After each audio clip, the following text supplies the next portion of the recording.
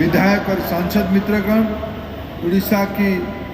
नागरिक मित्रगण, अधिकारी मित्रगण, पत्रकार मित्रगण,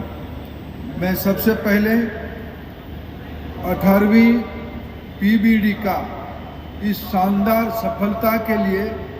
भारत सरकार को और उड़ीसा सरकार को आभार प्रकट करता हूं 4.5 करोड़ उड़िया लोगों की ओर से। मित्रों, उड़ीसा वो भूमि है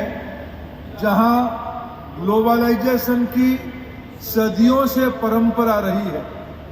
कल जब माननीय प्रधानमंत्री जी प्रदर्शनी देख रहे थे, क्षण भर उड़ीसा की नौ वाणिज्य के बारे में जो एक चित्र लगा था वो वहां रुके।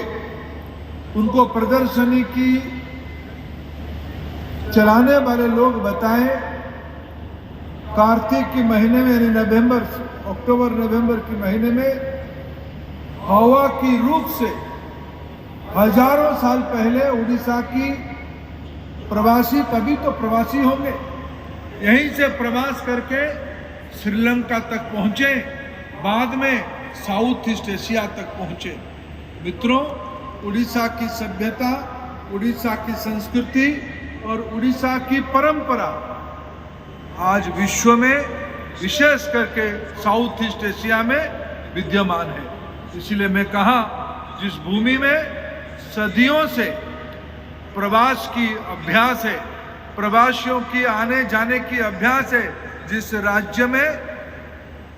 6वीं 7वीं सदी में पुष्पगिरी विश्वविद्यालय होता था, उस पवित्र भूमि में, जिस भूमि की देवता जगन्नाथ होते हैं, जगन्नाथ यानी